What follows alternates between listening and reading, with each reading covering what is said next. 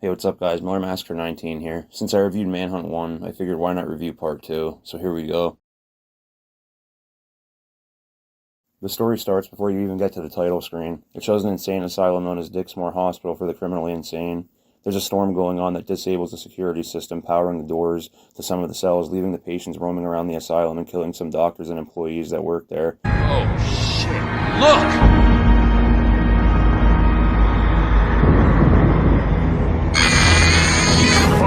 Get some help!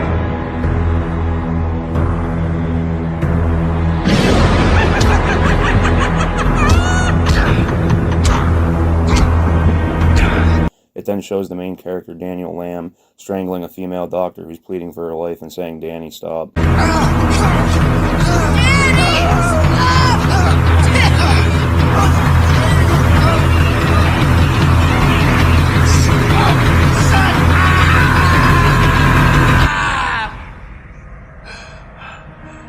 Then another inmate known as Leo said, "We did it. Come on. You want to get out of here?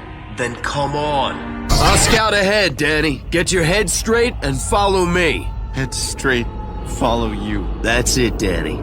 Listen to me, and I'll get us out of here. Danny then goes through the hospital, seeing all kinds of fucked up things happening, like inmates hanging themselves, smearing shit all over their cell, staff killing inmates, inmates killing staff, all kinds of crazy shit. Then Leo says to Danny, "We might need that syringe. This guy stands between you and freedom. I don't want to hurt anybody. If he sees you, he will kill you. Understand? Waste him." But he's a nurse. He'll help me. This is insane. Go on, try it. See how it feels to own a life.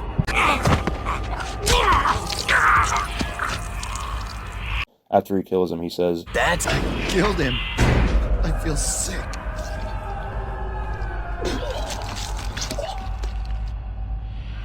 Which shows that Danny really doesn't want to kill anybody and struggles with knowing what he just did. After this, Danny kills more staff members and inmates before making his way to the window that he jumps out of that takes him to the parking lot where there are two staff members looking for inmates that are trying to escape and a garbage truck. Danny kills the two staff members, hides their bodies, and sneaks into the garbage truck to escape the asylum.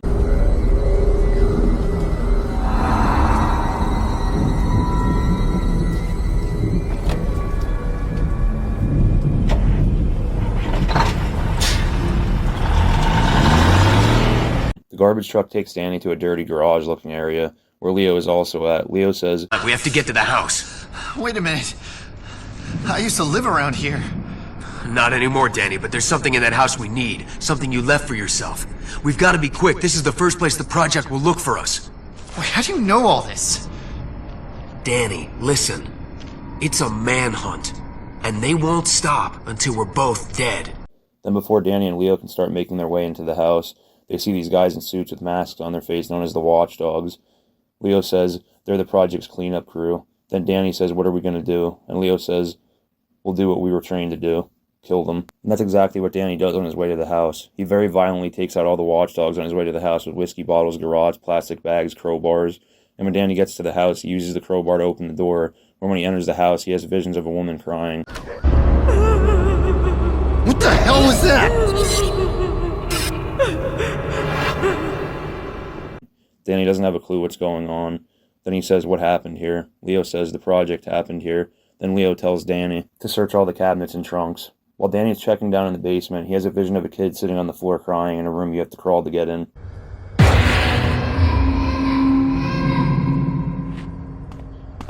Danny finds nothing in the basement aside from that vision he had, so Leo tells him to check upstairs in the bedrooms. Then when he checks upstairs, he hears a woman's voice saying,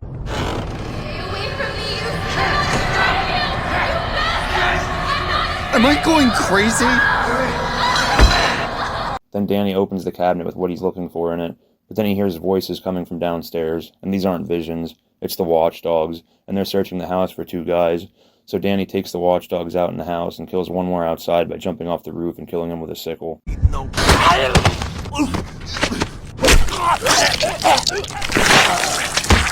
Then Danny goes back inside and meets up with Leo, and opens what he's looking for, which was a syringe with drugs in it, which Danny injects himself with, and when he does, he seems surprised to see Leo, even though he was sitting next to Danny when he injected himself.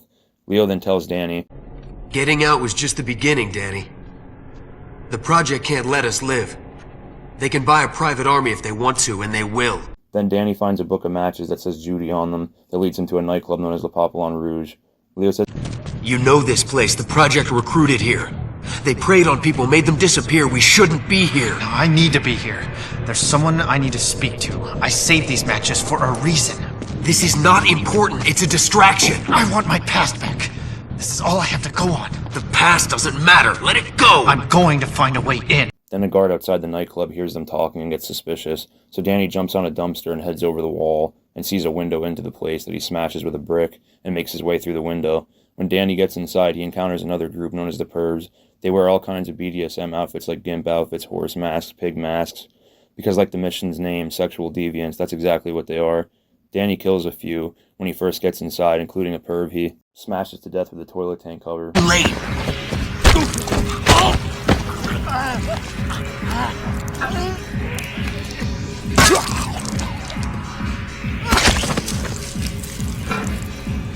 Brutal shit. Then Danny goes through the place. He says he remembers this place, and that the person he's looking for is there. And he kills one more perv. Then you see these two gimp guys that say, Listen up, perverts! If you want to taste the real hardcore, enter the dungeon! Everything's ready. Come with me. So then Danny starts to make his way over to the doors, but to get through he needs one of the pervs' heads so that he can hold it up to the door and the guard will think it's his friend and let him in. So Danny kills a few more pervs, heads upstairs and gets an axe, then cuts one of the pervs' heads off, and uses it to get through the doors. Georgie boy, come on in! Jeez, you look like shit. Once through, Danny kills the guy that let him in and a few of his friends. Then when he's down in the dungeon part, he sees some fucked up shit, like a guy tied to a table in his underwear with shit all over him, getting cut up with a saw, a guy getting murdered with a cattle prod, a guy getting stabbed with a scalpel. It's disturbing. Good job, Rockstar. Danny kills all these guys that were doing all that shit to the people in the dungeon. Then he makes his way through another door, and he sees the girl in the white lab coat, and she says, You shouldn't have come here, Danny. You know my name? They'll catch you, take you back. Tell me what's going on. It's the project, Danny. They're everywhere. What's going on? Leo said I should... Leo? You've spoken to Leo? Without Leo, I wouldn't even be here. Okay, you told me to give you this. The old safe house. Safe house? Where? Above the cinema. Don't come back here, Danny. Please, just let it go. She's setting us up, Danny. Then Danny starts making his way to the safe house, and Leo starts bitching at Danny when he says, we gotta check out that safe house. Don't trust that whore. She wanted to help! Wanted to help? She wanted to save her own fucking I'm neck. gonna find a way in. Think, Danny. The project are everywhere, and they're watching. You're gonna get us both killed. Danny doesn't listen to Leo and keeps making his way to the safe house in the derelict movie theater. On his way, he sees homeless people on the street that surprisingly aren't trying to kill him, and some not-so-friendly guys known as the Red Kings. They kick a guy in the head and pull his teeth out with pliers for trespassing on their turf. This is our fucking turf now! The Kings are taking over!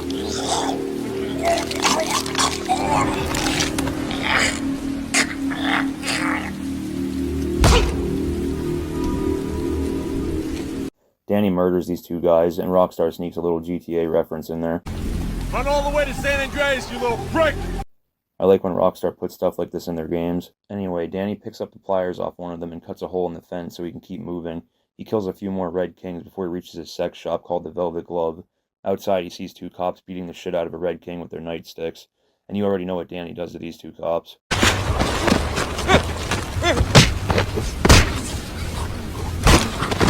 I don't like this, Danny. I smell project. Then while Danny's outside the sex shop about to walk in, Leo says, I don't like this, Danny. I smell project. It's a setup. Danny again ignores Leo and goes inside the sex shop and is ambushed by one of the watchdogs. But of course, Danny makes him pay.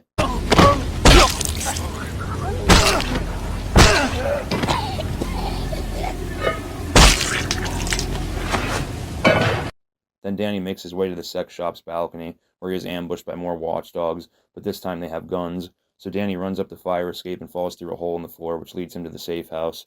Him and Leo go inside. Safe house. All these clippings, photos of me. I put these here to make me remember. But why? That's me and Michael! Oh my god, Michael! Then it cuts to 6 years earlier, and it shows Danny's friend Michael and him on a boat, and Danny is telling Michael to remove something called the Pickman Bridge. This way! The Pickman Bridge! Remove it! Get it out of my head so I can think straight! If you thought I would do that, you're out of your fucking mind!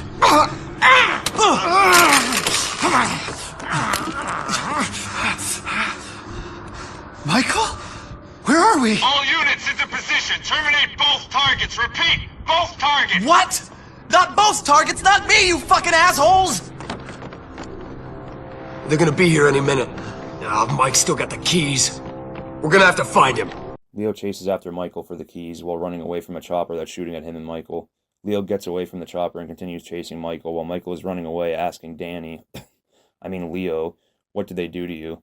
And saying, you don't have to do this. Then Michael shoots at Leo with a flare gun and runs outside and surrenders to the military guys outside. Then the military guys say, Listen up! We got a rogue agent in there! You two start a sweep from this side. B team is coming in from the harbor. Let's show him what we do to Project Traitors. So soldiers with nightsticks start looking for Leo, but he hides and takes them out. Then a soldier outside says, What's going on in there? You keep a watch on this one.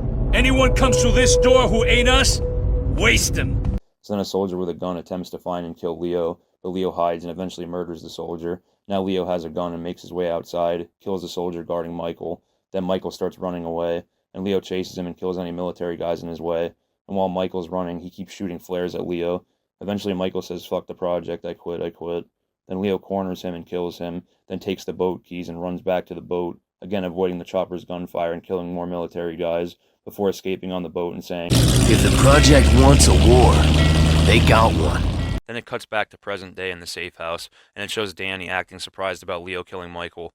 And Leo says to Danny, That fucker double-crossed us. Come on, we gotta get out of here. Those cops knew who you were. You're gonna have to change those clothes.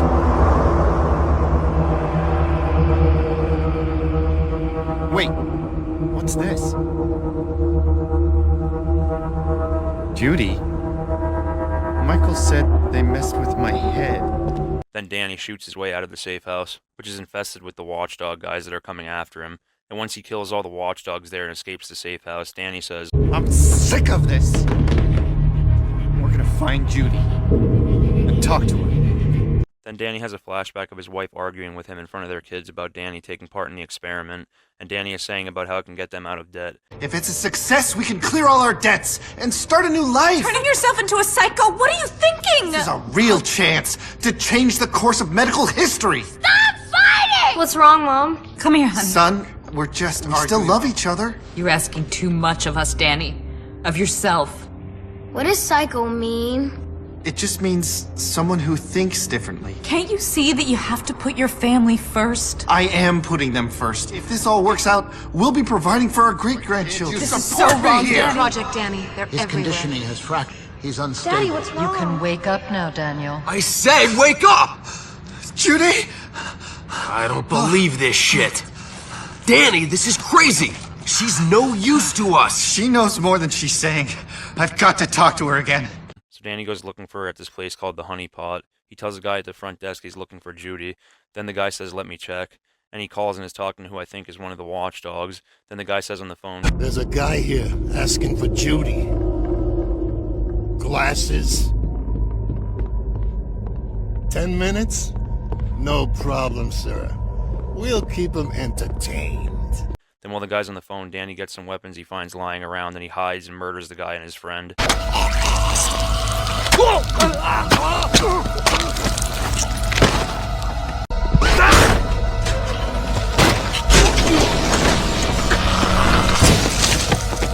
And keeps making his way through the place, killing more and more of the guy's friends before encountering more watchdogs that he wipes out. Then he sees Judy, but she runs through a door that's guarded by more watchdogs. Danny kills them all while chasing down Judy. While Judy is trying to get away, she's in an elevator that Danny is hiding on top of, and he hears her say, He's here. With Leo. I don't know how he found me. Are you crazy? He's an animal, and Danny barely remembers who I am. Don't threaten me, Pickman. I won't do this anymore. I quit. Then Danny kills more watchdogs, and finally Danny and Leo corner her on a roof. There she is. Stay away from me! No! I need to talk to you. I can't trust Leo. Don't listen to her, Danny. I've helped you all I can, Danny. Don't trust anybody, especially...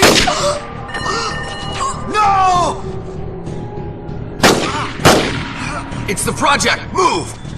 No! It's okay. No! It's okay, I've got you. Come on.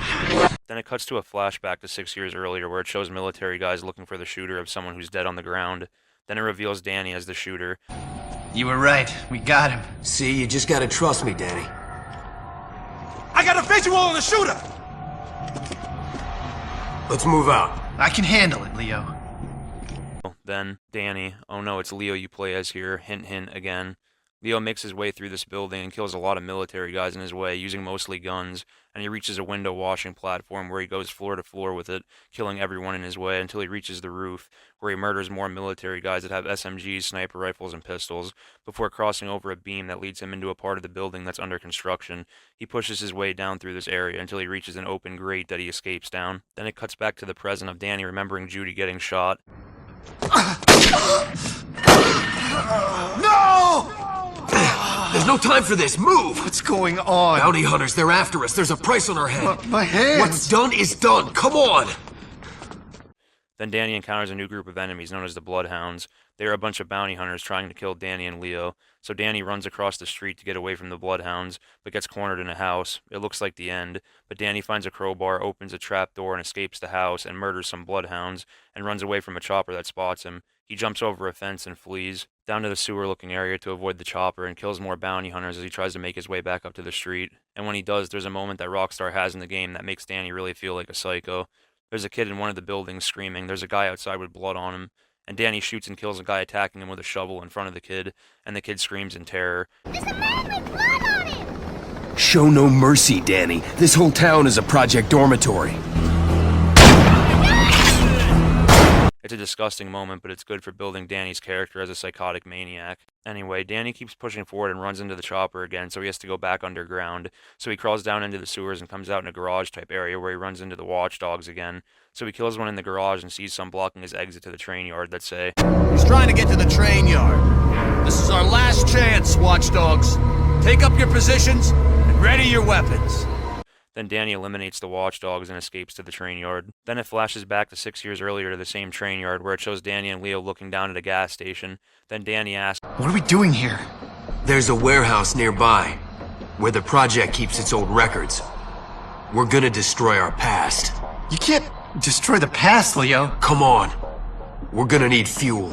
So Leo goes down to the gas station, kills the truck driver and steals his gas, and starts moving toward the place where Leo and Danny's files on them are stored so he can burn them and erase their past.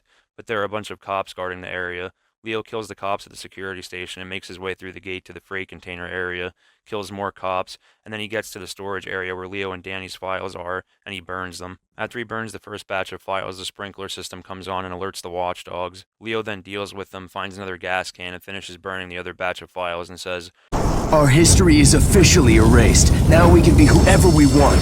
There's just one more person to take care of. After that, freedom. Then it cuts to Danny strangling a watchdog through a door.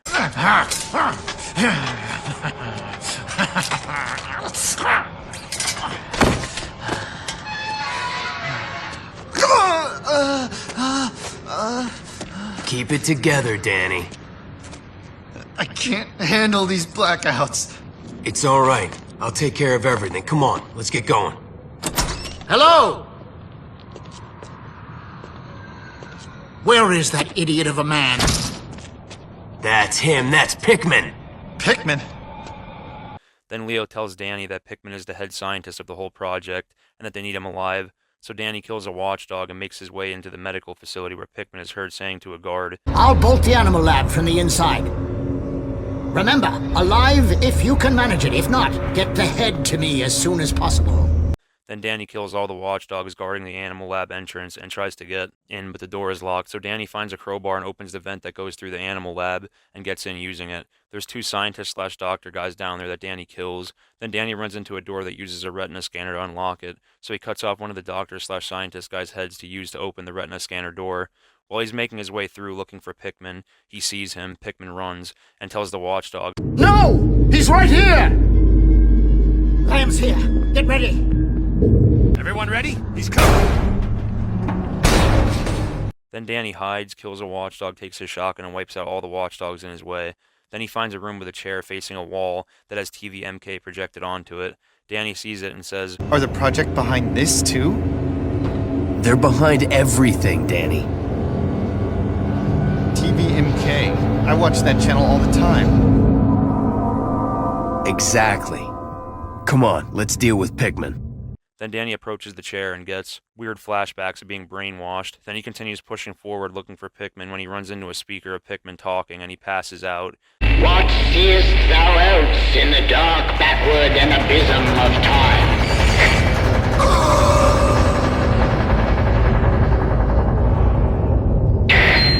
I've induced a deep hypnotic state. I think you'll be able to handle him now. Dr. Lamb isn't going to cause us any more trouble. Then Danny wakes up back down in the labs where he's being watched by a guard with a shotgun. The guard turns his back on Danny and Danny kills him with a pen and takes his gun. Then Danny starts hearing Pikmin over the speaker trying to make him pass out again. Danny takes out the speaker plus a few more along with a bunch of watchdogs on his way to Pikmin. Then when Danny does find Pikmin, he finds him in that room with the chair in it from earlier. There's a doctor guy in there with a tranquilizer gun, and Pikmin has one too. Danny kills the doctor guy, takes his tranquilizer gun, and tranquilizes Pikmin, and Leo comes in the room. Good work, Danny. I'll take it from here. You can be a little squeamish.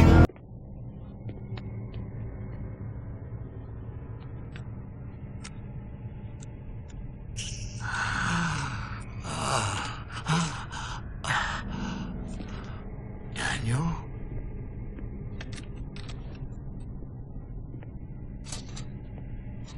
Daniel, please untie me. Danny isn't here. Leo. Where's Daniel?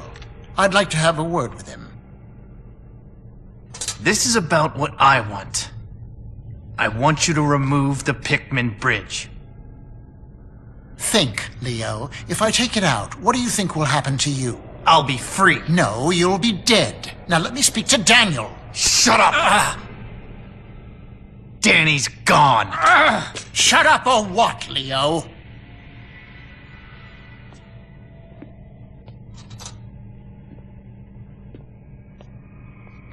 What do you think? If you kill me, Leo, you'll be lost forever. Now let me speak to Daniel. You're lying. It only takes one phrase from me, Leo. Don't push Or me. what, huh? What the seest hell thou are you guys- else in the dark, backward and abysm of time?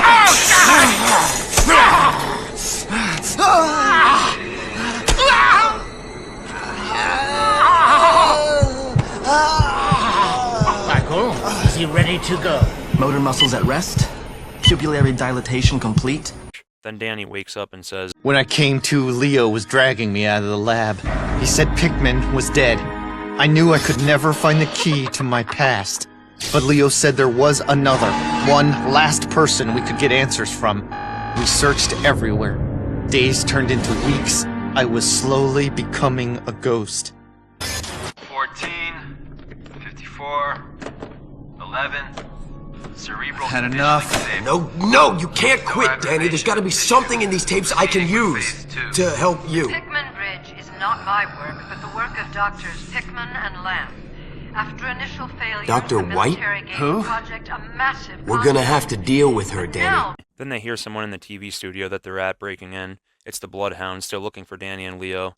Danny goes throughout the studio murdering the Bloodhounds in all different rooms that were for different TV shows. One room is a reference to Manhunt 1. It has the white rabbit guy from the mission Kill the Rabbit hanging by his neck. It's pretty cool. But after Danny shoots his way through all the different TV show rooms, he makes his way to an elevator where he goes up it and it gets ambushed by a bunch of Bloodhounds waiting for him with guns.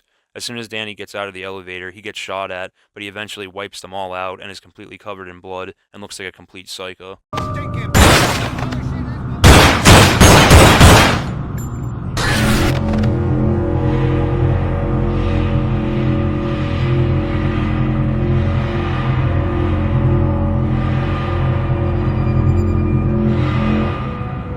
Then Danny and Leo walk out of the studio building and onto the 5 past high noon filming location, where there is a church and some Old West looking buildings, because it's a Western themed filming set, and there's a bunch of bloodhounds patrolling everywhere looking for Danny. He takes them all out around the church area and sees a sewage pipe. He finds a crowbar in the church and uses it to open the sewage pipe. He crawls through it and heads over to the barn and kills all the bloodhounds around. Then he goes to a house where there's a bunch of bloodhounds and kills them too. Then he finally finds Dr. White, guarded by more bloodhounds. We got him corralled, boys! Then Danny takes out even more bloodhounds and opens the door and looks for Dr. White. Dr. White stabs Danny with a syringe. Behind you!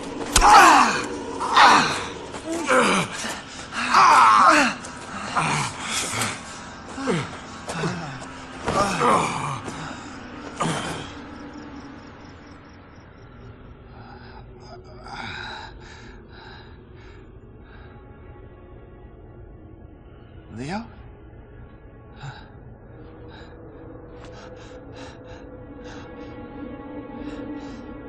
Leo? Leo! Then Dr. White says you could talk to Leo anytime you want, Danny, but first let's you and I talk. What's going on? Do you remember who you were, Danny? No. Do you remember the work we did? No. You believed we could take a normal individual and implant a second personality, triggered at will. Our intention was to create the perfect weapon, a killer with no conscience or memory. Does he sound familiar, Danny? Leo. Two minds in one body unaware of each other. Wait, that's not right. Leo and I talk all the time.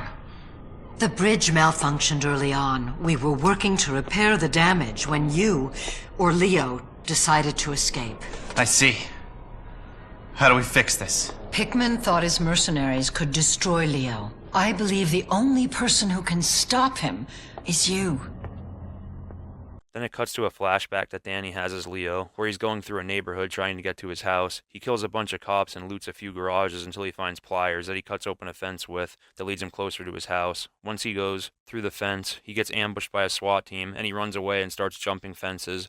Once he gets to the point where he can hide, he starts killing the pursuing SWAT team from the shadows. Then he guns down the ones in the street. And Danny finally makes it to his house as Leo, and it shows him as Danny again, standing over his wife's corpse with a knife all bloody.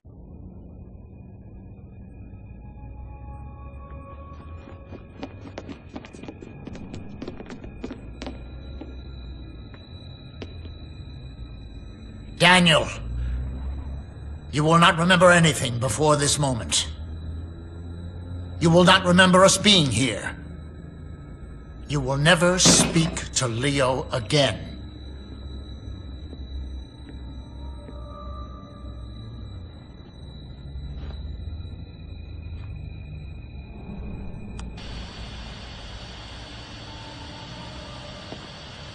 A little too effective, I feel. Get him out of here. Remove the cameras, torch the house. Then it cuts back to Danny talking to Dr. White. Your only way out of this is to focus on the past. I still don't understand. What is all this stuff? Is this my house? Yes, it was torched. Pickman's orders. And those are my kids? Yes, and they are fine, by the way. And my wife? What? This is going to be painful, Danny, but I think you should see for yourself. This will help you understand why you must let go of Leo. Jesus, Danny, you're scaring me! Danny! Let go of me, Danny! Danny isn't here. I'll be taking care of him from now on. Gosh, you fucking bitch! You bitch!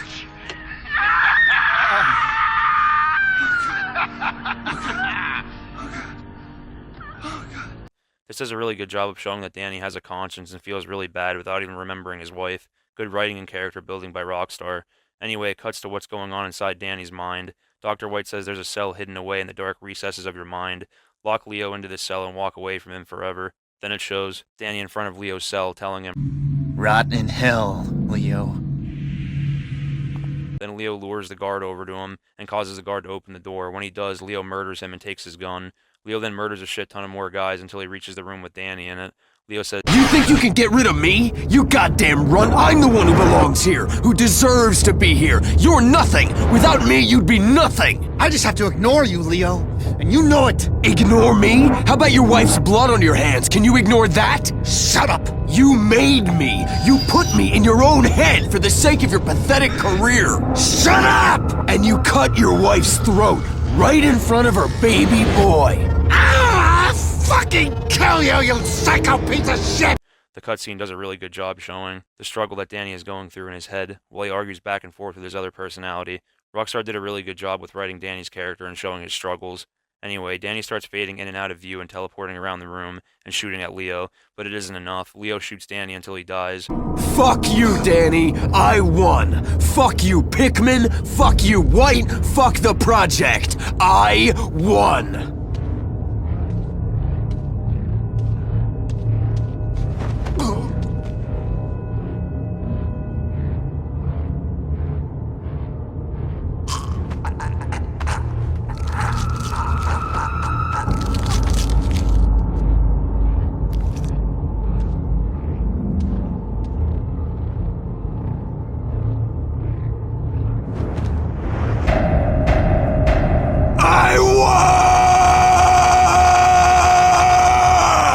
Then it cuts back to Dr. White waking up Danny and not knowing that Leo has taken over Danny's mind. Daniel. You can wake up now, Daniel. Dr. Lamb, can you hear me? Dr. Lamb, how do you feel? I followed the protocols exactly as you left them. How long was I out? You've been out for 3 weeks now. I took the decision to remove the Pikmin bridge. It was the only way we could be sure. We're very keen to resume work on the project. Shall I gather the staff? Yes. Just give me a moment.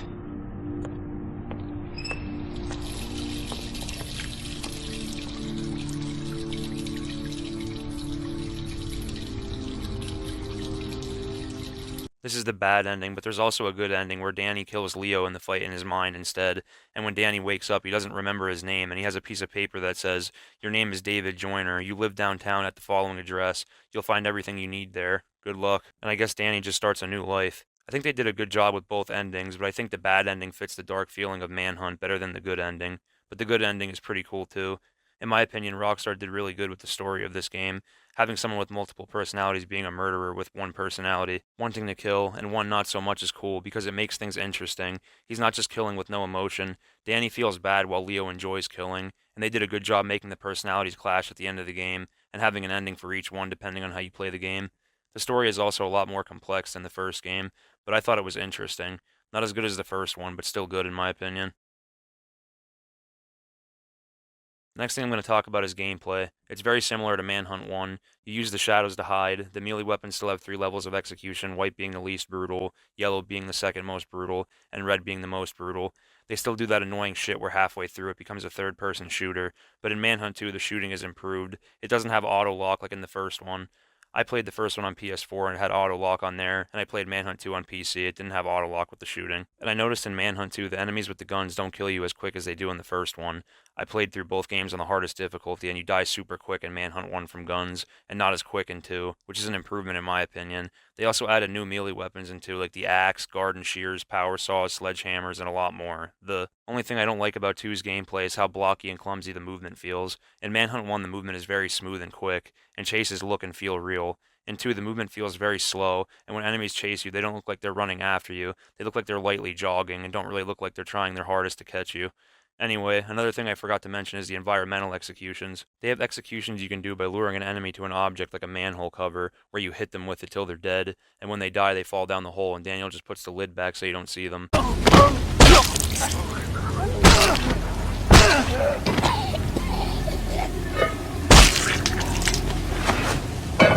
They have a few kills like that, and it's a really cool addition to the gameplay. The last thing about gameplay I'm going to talk about is the AI. They are a major downgrade to Manhunt 1's AI. They feel broken. Sometimes they run in place, can't chase you over fences unless you're looking away from them, turn around over and over again even if you don't move or make a noise or give them a reason to turn around.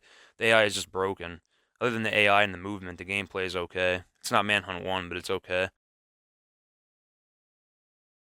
Manhunt 2 has some cool characters like Danny, Leo, Dr. Pickman, Dr. White, gangs like the Watchdogs, the Pervs, the Red Kings. These characters and gangs are okay, but they feel kind of plain, except for Leo and Danny. They're cool and memorable, but other than those two, the other characters just aren't as memorable as Starkweather, Pigsy, Cash, and the White Rabbit. They just kind of feel generic compared to them. The Watchdogs just look like guys in suits, the Pervs just look like gimps. They don't stand out as much as gangs like the Smileys, the Innocents, the War Dogs, and even characters like Dr. Pickman just feels like a generic evil doctor type enemy and doesn't stand out like how Starkweather does in the first game. What I'm getting at is the characters are okay in Manhunt 2, but could have been designed a little bit different to make them stand out more. Just my opinion. The atmosphere in Manhunt 2 is okay. They did a pretty decent job of making the game feel gritty and dirty, especially when you're in the asylum in the beginning. They make you feel like you're actually in an asylum as a patient that escapes and kills asylum employees and other patients. You see things like patients throwing shit and pissing all over. They show patients hanging themselves in their cells. The atmosphere is really good here, but in my opinion, as the game goes on, the atmosphere is still creepy, but not as creepy as the first game.